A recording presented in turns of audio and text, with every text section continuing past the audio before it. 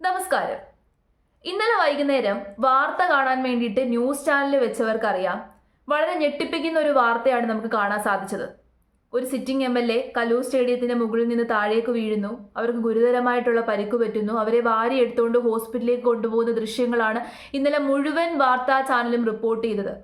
ഇപ്പൊ കലൂർ സ്റ്റേഡിയത്തിൽ വെച്ച് നടന്ന മൃദംഗനാദം എന്ന് പറയുന്ന ഡാൻസ് പെർഫോമൻസ് 1200 നർത്തകരെ അണിനിരത്തി ദിവ്യ ഉണ്ണി സംഘടിപ്പിച്ചിട്ടുള്ള ഒരു പ്രോഗ്രാമാണ്. അപ്പൊ ദിവ്യ ഉണ്ണി ആയിരുന്നു അതിനകത്തെ മെയിൻ ഡാൻസർ.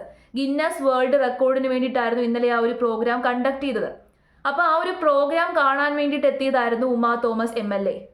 പക്ഷെ അൺഫോർച്ചുനേറ്റ്ലി അവിടെ നിന്ന് താഴേക്ക് വീഴുകയും അവർക്ക് ഗുരുതരമായിട്ടുള്ള പരിക്ക് പറ്റുകയും ചെയ്തു. ഹോസ്പിറ്റലിലാണ്.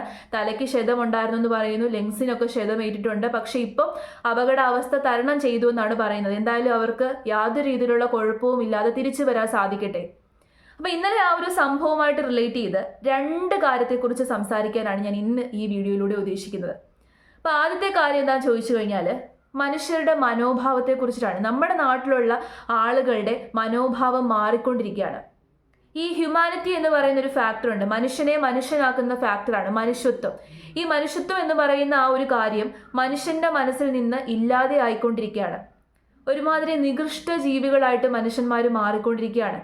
ഇന്നലെ ഈ വാർത്തകളൊക്കെ തന്നെ റിപ്പോർട്ട് ചെയ്ത സമയത്ത് ഈ വാർത്തകളുടെയൊക്കെ കമന്റ് സെക്ഷനിൽ ഒരുപാട് ആൾക്കാർ ഉമാ തോമസ് MLAക്ക് വേണ്ടിയിട്ട് പ്രാർത്ഥനയോടുകൂടി കമന്റുകൾ ഇട്ടിട്ടുണ്ടായിരുന്നു. കുറേ പേര് സർക്കാരിനെ വിമർശിച്ച് കമന്റുകൾ ഇട്ടിട്ടുണ്ടായിരുന്നു. കുറച്ച് പേര്, ഒരു 10% ആൾക്കാരെന്ന് വേണമെങ്കിൽ പറയാം, 10% ആൾക്കാർ കമന്റുകൾ ഇട്ടത് വളരെ നികൃഷ്ടമായിട്ടുള്ള രീതിയിലാണ്, വളരെ വൃത്തികെട്ട രീതിയിലാണ്. അവര് മരണപ്പെടട്ടെ എന്നുള്ള രീതിയിൽ, എനിക്കത് പറയുന്നതിൽ വളരെ വിഷമമുണ്ട്, ആ രീതിയിൽ പോലും ആൾക്കാർ കമന്റ് ഇട്ടു. ഈ ഒരു പോസ്റ്റ് കണ്ടോ? കഴിഞ്ഞ ദിവസം രാഹുൽ മാങ്കൂട്ടത്തിൽ ഈ ഒരു സംഭവത്തിനെ വെച്ചിട്ട് രാഹുൽ മാങ്കൂട്ടത്തിൽ ഇട്ടിട്ടുള്ള ഫേസ്ബുക്ക് പോസ്റ്റാണ്. അതിനകത്ത് അദ്ദേഹം കമന്റുകളും കൂടി സ്ക്രീൻഷോട്ട് എടുത്ത് വെച്ചിട്ടുണ്ട്.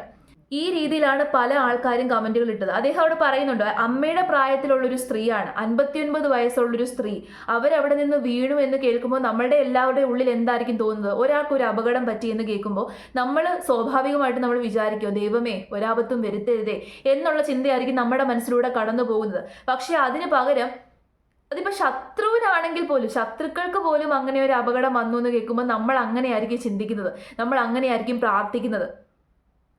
കാരണം അതാണ് നമ്മുടെ മനുഷ്യത്വം എന്ന് പറയുന്നത്. പക്ഷെ അതിന് പകരം അവർക്ക് അപകടം വരട്ടെ, എന്തിനാണ് അവരെ ഇത്ര വാരി പിടിച്ചുകൊണ്ട് ഹോസ്പിറ്റലിലേക്ക് പോകുന്നത് എന്നുള്ള രീതിയിൽ ചിന്തിക്കാൻ സാധിക്കുന്നുണ്ടെങ്കിൽ നിങ്ങൾ വിചാരിച്ചോളുക, നിങ്ങൾക്ക് എന്തൊക്കെയോ കുഴപ്പമുണ്ട്, നിങ്ങൾ മനുഷ്യരല്ലാതായിക്കൊണ്ടിരിക്കുകയാണ്. ഇവരെയൊന്നും ചെകുത്താന്മാരെന്ന് പോലും വിളിക്കാൻ പറ്റത്തില്ല, രാക്ഷസന്മാരെന്ന് പോലും വിളിക്കാൻ പറ്റത്തില്ല. കാരണം നമ്മൾ പുരാണ ഇതിഹാസങ്ങളിലൊക്കെ തന്നെ ഒരുപാട് രാക്ഷസന്മാരുടെ കഥകൾ കേട്ടിട്ടുണ്ട്. ആ രാക്ഷസന്മാർ പോലും ഇത്രയും നികൃഷ്ട ജീവികളല്ലായിരുന്നു.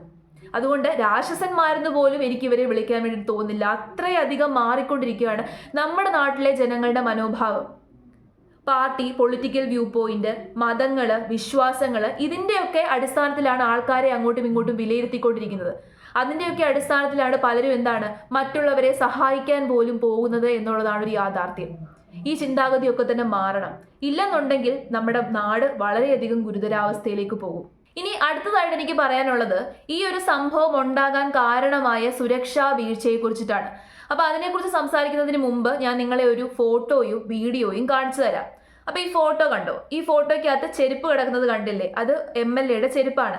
ആ ഭാഗത്തേക്കാണ് MLA വീഴുന്നത്. അവിടെ ഒരു സ്ലാബ് ഒക്കെ ഉണ്ട്, കോൺക്രീറ്റിന്റെ സ്ലാബ് ഒക്കെ കിടപ്പുണ്ട്. അവിടേക്കാണ് അവർ വന്ന് വീഴുന്നത്. 15 അടി ഉയരത്തിൽ നിന്ന് ഒരാൾ താഴേക്ക് വീണു കഴിഞ്ഞാൽ അയാളുടെ ശരീരത്തിൽ ഉണ്ടാകാൻ പോകുന്ന ആഘാതം എന്തൊക്കെയാണെന്ന് ഞാൻ പറയേണ്ടതില്ലല്ലോ. അപ്പം ആ മുകളിൽ കാണുന്ന ആ ഒരു ഭാഗത്തൂടെ നടന്നു പോയ സമയത്താണ് അവർ കാല് വഴുതി താഴേക്ക് വീഴുന്നത്. പക്ഷെ നിങ്ങൾ ശ്രദ്ധിച്ചു കഴിഞ്ഞാൽ അറിയാം, അവിടെ യാതൊരു രീതിയിലുള്ള ബാരിക്കേഡുകളോ ഒന്നും തന്നെ ഇല്ല. ഇനി ഞാൻ നിങ്ങളെ ആ ഒരു വീഡിയോയും കൂടി കാണിച്ചു തരാം. ദൃശ്യങ്ങൾ തന്നെ വളരെ വ്യക്തമാണ് എത്രത്തോളം ഭയാനകമായ ഒരു സ്റ്റേജ് ആയിരുന്നു ഇത് എന്നത്. കാര്യം ഈ ദൃശ്യങ്ങൾ ആദ്യം നോക്കുന്ന ഈ കസേരയാണ്, തൊട്ട് താഴെയാണ് ഈ വലിയൊരു 10 അടി താഴ്ചയിലേക്ക് ഒരു കുഴി മാതിരി ഇരിക്കുകയാണ്. അതായത് സ്റ്റേജിൽ പരിപാടി നടക്കുന്ന ഈ സ്റ്റേജിൽ നിന്നാണ് നമ്മൾ ഈ ദൃശ്യങ്ങൾ കാണുന്ന പോലെ വലിയൊരു താഴ്ച, ഏതാണ്ട് 10-15 അടിയോളം താഴ്ച. ഈ താഴ്ചയിലാണ് കാല് വഴുതി ഉമാ തോമസ് MLA താഴേക്ക് വീഴുന്ന ഒരു സാഹചര്യം ഉണ്ടായത്.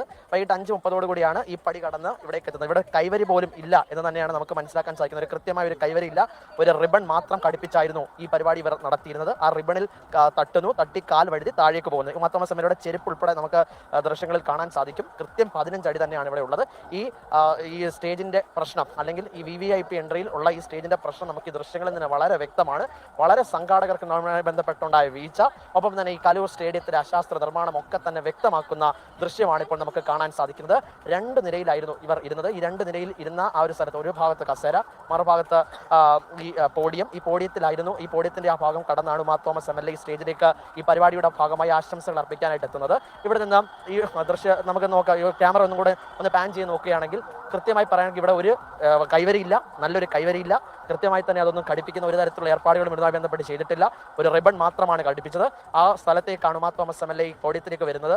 ആ റിബണിൽ കാൽ തട്ടി താഴേക്ക് വീഴുന്ന സാഹചര്യമാണ് ഉണ്ടായത്. ഇവിടെ ഉണ്ടായിരിക്കുന്നത് ഗുരുതരമായിട്ടുള്ള സുരക്ഷാ വീഴ്ചയാണ്. അവിടെ ഒരു കൈവരി പോലും ഉണ്ടായിരുന്നില്ല, തുറന്നിട്ടേക്കാണ്.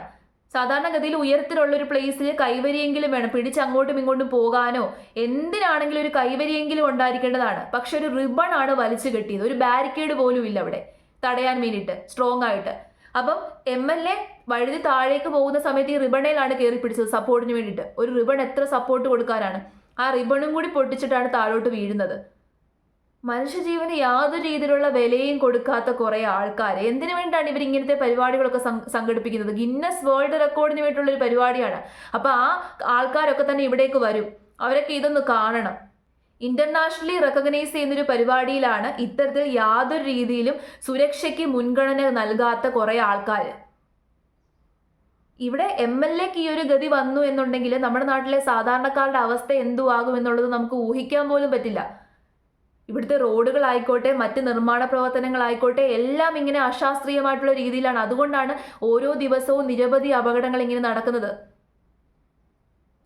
ഇതിനൊക്കെ അനുമതി കൊടുത്തവരെയാണ് ആദ്യം പറയേണ്ടത്. എന്തെങ്കിലും ഒരു കാര്യത്തിന് അനുമതി കൊടുക്കുന്നതിന് മുമ്പ് നമ്മൾ ആദ്യം വന്ന് അവിടെയൊക്കെ ചെക്ക് ചെയ്യും. എല്ലാ കാര്യവും കൃത്യമായിട്ട് പാലിച്ചിട്ടുണ്ടോ, സുരക്ഷാ മാനദണ്ഡങ്ങളെല്ലാം പാലിച്ചിട്ടുണ്ടോ. ഇത്രയും അധികം ആൾക്കാർ വരുന്ന ഒരു പ്രോഗ്രാമാണ്. 1200 ഡാൻസേഴ്സിനെ അണിനിരക്കുക എന്ന് പറയുമ്പോൾ അത് തന്നെയുണ്ട് ഒരു ബൾക്കായിട്ടുള്ള ആൾക്കാർ. അപ്പൊ ഇത് കാണാൻ വരുന്ന ആൾക്കാർ വേറെയും ഉദ്യോഗസ്ഥന്മാർ വേറെയും. അപ്പൊ ഇത്രയധികം ആൾക്കാർ വരുവാണ്. കലൂർ സ്റ്റേഡിയത്തിന്റെ കാര്യം പറഞ്ഞു കഴിഞ്ഞാൽ അതിന്റെ നിർമ്മാണം തന്നെ അശാസ്ത്രീയമായിട്ടുള്ള രീതിയിൽ നിന്നാണ് പറയുന്നത്. എല്ലാം ചുമ്മാ ആരാണ്ടെ കാണിക്കാൻ വേണ്ടിയിട്ട് ചുമ്മാ അങ്ങ് കാണിച്ചു കൂട്ടി വെക്കുകയാണ്. എന്തിനോ വേണ്ടി തിളയ്ക്കുന്ന സാമ്പാർ എന്നൊക്കെ പറയത്തില്ല, അതാണ്. എല്ലാ കാര്യവും ഇങ്ങനെയാണ് നമ്മുടെ നാട്ടിൽ നടക്കുന്നത്. എല്ലാം തോന്നുന്നത് പോലെ കാണിച്ചു കൂട്ടി വെക്കുകയാണ്. സുരക്ഷയ്ക്കോ യാതൊരു രീതിയിലുള്ള മുൻഗണനയോ ഒന്നിനും കൊടുക്കുന്നില്ല. നമ്മൾ എന്തെങ്കിലും ഒരു പരിപാടി സംഘടിപ്പിക്കുന്ന സമയത്ത് ആദ്യം മുൻഗണന കൊടുക്കേണ്ടത് സുരക്ഷ എന്ന് പറയുന്ന ഫാക്ടറിനായിരിക്കണം. പക്ഷേ ഇവിടുത്തെ ഉദ്യോഗസ്ഥന്മാർക്ക് അതൊന്നും ബാധകമല്ല. അവരെല്ലാം കണ്ണടയ്ക്കാണ്. അല്ലെന്നുണ്ടെങ്കിൽ നിങ്ങൾ അത് തുറന്നു കിടക്കുകയാണ്. ആ ഭാഗം നിങ്ങൾ ശ്രദ്ധിച്ചു കഴിഞ്ഞാൽ കാണാം, തുറന്നു കിടക്കുകയാണ്.